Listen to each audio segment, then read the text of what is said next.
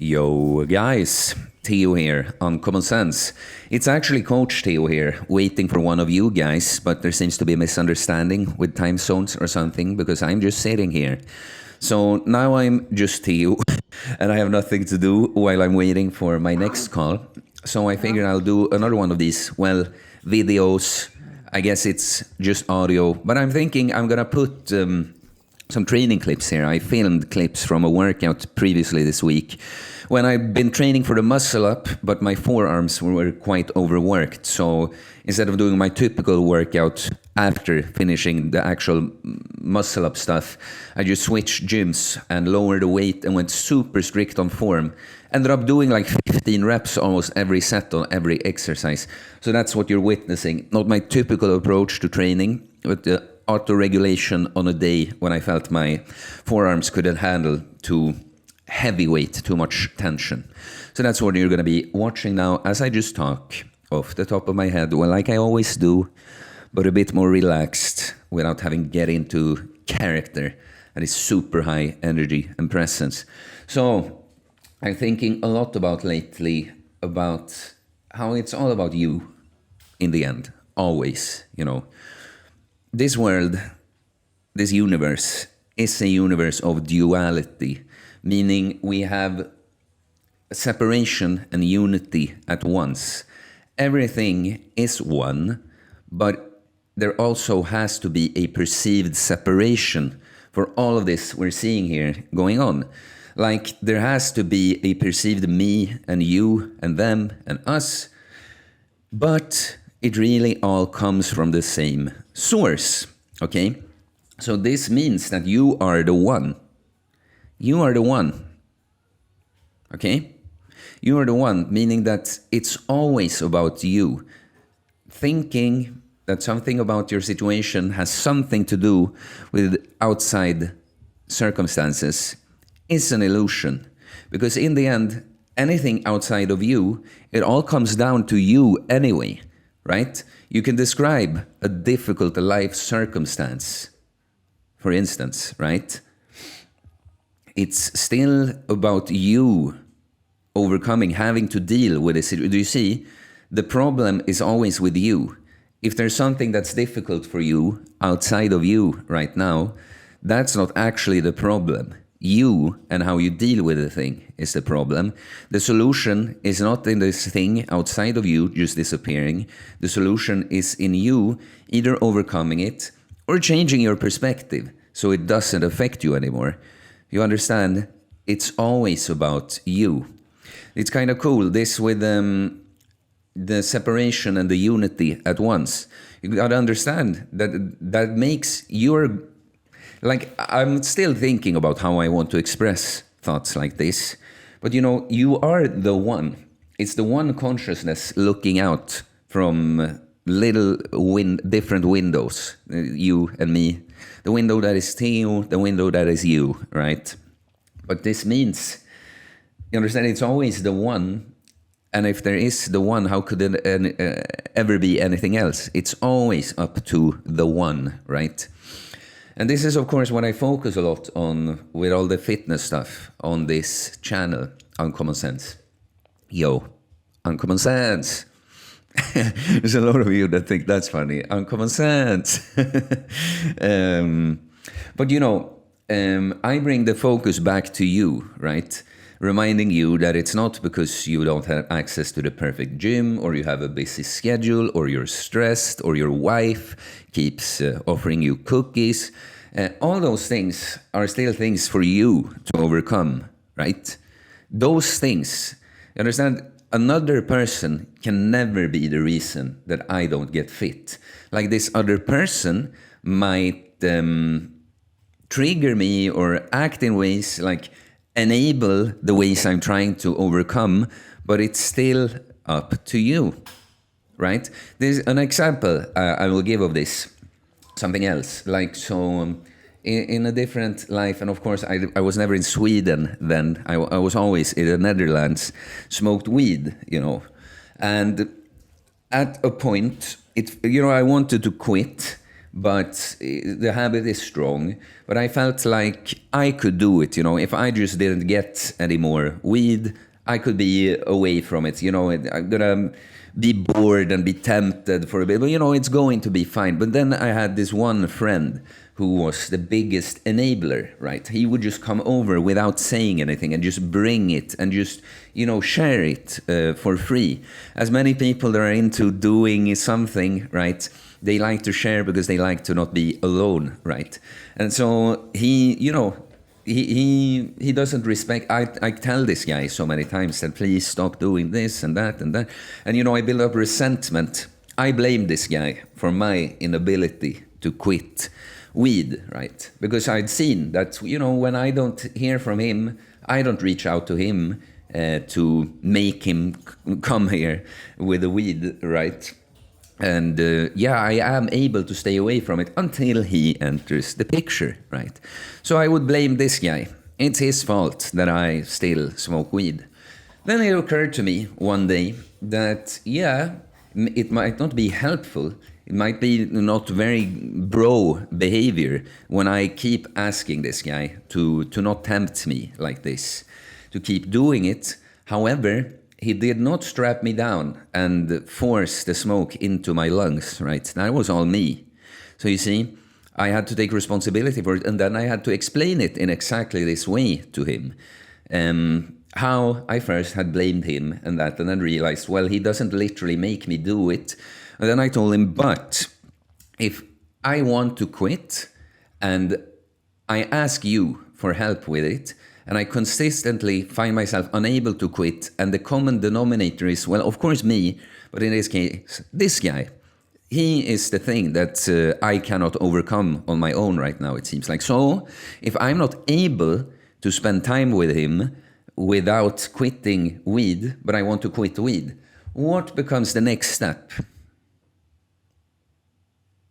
Right? And I told it like that to him too, and then he realized. And then, of course, that's another story. That's a relationship where I have had to, because it is a friend, but, like many relationships, our relationship once upon a time was more toxic, It's a lot like this, that I feel used by this guy sometimes, or like he always wants something out of me, and it becomes so that I feel like I have to demand stuff in return somehow, and it becomes toxic, bit of a transactional relationship.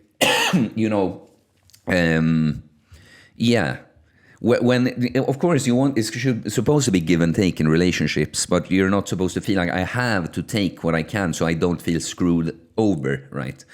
No, but the point is that things have been better there, but that's been a relationship where I've had to practice setting boundaries, right? Setting boundaries. Like that's something that's probably hard for a lot of people to, a lot of stuff like being a people pleaser or having a hard time saying no, and those are things we feel weak if we feel like we're bad at those things. So often our ego will want us to look at it in a different way. We won't want to admit it. And often we can find proof in certain, there might be certain situations where you're very assertive or certain things you could never be talked into, right? Or that you don't generally always go around and try to, I want people to like me so much. But you're going to find that with certain things, you might feel like there's something wrong, that you're being bad if you say no. What was that? Well, I actually don't want to, right? Or you might please someone, not in the way by completely kissing their ass and stuff, but with going along with things that you're not really happy with, and not saying anything about it. Yeah. I'm very much... what I like with doing this format is that it's not one specific point I have to make. I can follow my ADHD brain just wherever it takes me. But boundary setting is definitely something we could talk more about, guys. Let me know. That kind of stuff, relationships and romantic relationship stuff is always the major stuff. But it's very interesting how you relate and deal with other people in general. It's very important for you. And again, you are responsible for your relationships. Like when we're talking about having weak boundaries and people pleasing and stuff, there might be assholes that use you for that and consciously do so, and that makes them assholes. That's not on you. However, if you consistently go along with these assholes, you are part of the problem. You see that it's not your fault that other people are assholes, but at a certain point, if you just keep letting people be assholes to you, and now you're part of the problem, right? So it comes back to that it's always about you. Right? It's like even in a romantic relationship, I've had to learn that a lot, right? That you can find genuine things that the other person is doing wrong that makes things difficult for you, that pushed you in a certain way, maybe made you act in, because you had a difficult situation, you didn't know how to deal with it and that. But at a point, it's time, if things don't improve and you're not happy, but you're staying in the situation, now you gotta realize that you can, this other person, maybe, if they could just do that, maybe things would be different, but clearly they couldn't. And so now it's up to you, right? It's, you can only control you, right? And so that's the thing in relationships, there's not a clear point where it's like, it's time to leave or not, or time to stay, right? But the point is that after having gone some certain amount of rounds that you will have to discern for yourself, it doesn't matter what the other person does. If things don't improve and you're not unhappy and you stay in the situation, you are part of the problem, okay? And you understand, guys, that responsibility is incredibly liberating, right? A lot of people, it sounds scary that everything is your life, in your life is your responsibility. A lot, like the gut instinct a lot is like to run, no, but see this thing that I can, and clearly this thing, because you want to feel as if you're not messing up so much. And no, I can't possibly control everything. No, you can't. You cannot control everything. And everything that happened to you is definitely not your fault, but it is your responsibility. Responsibility just means that this is up to you to deal with, whether that's fair or not, right? But it's liberating because it takes you out of a victim mindset. Even when you are a literal victim, because being a victim and having a victim mindset are different things. Like if I get robbed, they steal my stuff, I was literally a victim of robbery. But if I keep holding on to this, just like, my stuff, this always happens. Why did this have to happen? Like that I also want to say, I think we have to sometimes, when we lose and we are a victim of something, we have to feel like that for a little bit. But at a point, it's a choice to stay in that, So that's a difficult thing as a human being. Many times when we feel negative emotions, negative experience, clearly I don't want to feel this. No, it is not good. I didn't like this bad thing that happened to me. But on another level than just like having like a pleasurable emotion around this, a happy emotion or something, there's something about this you enjoy. It's really convenient. It's just comfortable that, I was just a victim. Oh, poor me. Stuff happened to me, But it's liberating that even though something unfair happened to you that wasn't your fault, you can deal with it. It's up to you to deal with it, and you can. That is liberating. It is not liberating to just sit and feel bad for yourself and be unable to do anything, right? Yes. So that's what, a lot of people that want shortcuts or easy answers to things, there's no such thing, but it should be liberating to understand that, it's hard work. It's really hard what I have to do many times, but I can do it. It's my responsibility and it's very much possible, right? Anything you can imagine that's within the realms of our physical laws, right? You can accomplish, and probably things that seemingly go against some of our physical laws too, but let's not get into that. But it's like again, whatever obstacles you can come up with that are in the way that makes it impossible for you, or just so extremely hard that it's as good as impossible. Like something you might know that it's not literally impossible, but see, with all these things, it's clearly couldn't be any more difficult, you know. But difficult does not equal impossible. It's still very much possible. And that's a liberating thing. And that's, some videos that were recent when I record this, at least, that some things, it's a conversation I had recently. Like, what made it click for you? What made you, Theo, just able to keep doing these difficult things to reach results? And it was that initial experience with the panic attacks. Before I felt resistance and been afraid of things, but I've always run from them, right? Now I'm faced with absolutely most difficult things, but by far. Like, because, I compare it to that I had problems with stage fright, which was a big thing for me. Because it wasn't just that, these situations are difficult for me. It was that I would love to be in those situations. I really want to, but I'm terrified of them. And it felt like I couldn't overcome it. I ran from it. The panic attacks made any situation it feels like a stage performance when there's just people around, and I feel like I'm in the center of attention performing no matter what I do. And this I managed to overcome just by facing what was so difficult, what seemed so impossible, absolutely. And I managed to overcome that. And so when I started training just purely for health first, it didn't take long until I noticed a difference, and I saw the pattern that, I feel resistance towards certain things, but I know I should do them, and all I have to do is do them, and I can do them. I can do anything, no matter how difficult it is, as long as difficult and not literally impossible is what it is. I can do it. I can do it. And I think, because what I try to do a lot on this channel is to wake people up to this fact that you can do it. You absolutely can do it.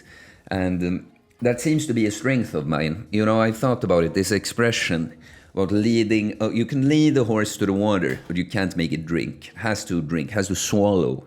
Even if I somehow pushed the water into the mouth of the horse, it has to swallow it, right? Well, what I've noticed that I seem to be good at pointing out where this water lies and how tasty it is, and encourage you to drink the water. And that's a skill I'm trying to improve on. And so when I want to trigger people into this action mindset to face the difficult no matter what, I also want you to remember that you've been given one life.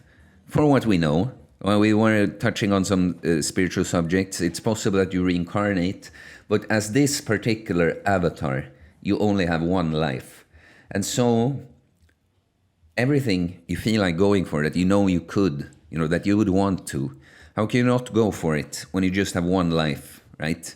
Even if you can't get all of those things, at least going for it, having the peace of mind, knowing what was possible, right? Being at the end of your life and thinking that, man, I never went for it. I didn't get what I wanted out of this life. I don't even know if I could have, That just seems terrible to me. And the last little analogy I want to make, again, is about see this as a video game life. It's only that it's real. It's much more important. In video games, you have extra lives. Here you just have one life, right? So the playthrough you do, that's the playthrough you get. You cannot play it through on easy mode and see what that was like and then start over. You have to choose what difficulty level am I choosing. So that will be correlated to the rewards you get in this game of life. But also, do I explore the game in its entirety, or am I just taking some convenient little? I just want to get through it, get to the end, and be like, I beat it, 50%. Or do you want to come there to the end and like, I'm level 99, I maxed out my gear, I have all the side quests and rewards from that skills I learned. Wow, I'm a badass. So I think the last one was longer. The last one I started very much as an exercise to just collect my thoughts. It worked very well. I had a more clear mind doing this now. It just, since someone didn't show up for our call, just had an opportunity to do something like this. Yeah, I'm just thinking if there are any last things. No, but I guess this one, it's about you, you know. Remember that it's always about you. When you come up with stuff outside of you, it's still you. It's like, think of it this way. A car driving on the road. There's something on the road that's in the way. Well, it's the thing on the road that's in the way, but it's the car that's going to have to get past this somehow, right? And now you're the car, right? There are stuff outside of you that you have to take into account and consider, work with or around. But in the end, it's always you. Don't forget that. It's extremely liberating to understand. I'm looking for a way to say it. But you understand that you are God, as in not only you, but God is operating through you. So of course, how could it ever be up to anyone else? It's always you. Okay, we'll end it here, guys. I do holistic bodybuilding coaching, always in the description. And yeah, I'm thinking about, by the way, before we make a community site that I have some ideas for, I'm thinking about making this the Patreon exclusive content. So let me know what you think about that. It will be something like just the lowest tier will give you access to extra content. That a lot of this will be these unedited, not super specific, longer, just, out loud philosophizing snippets from me.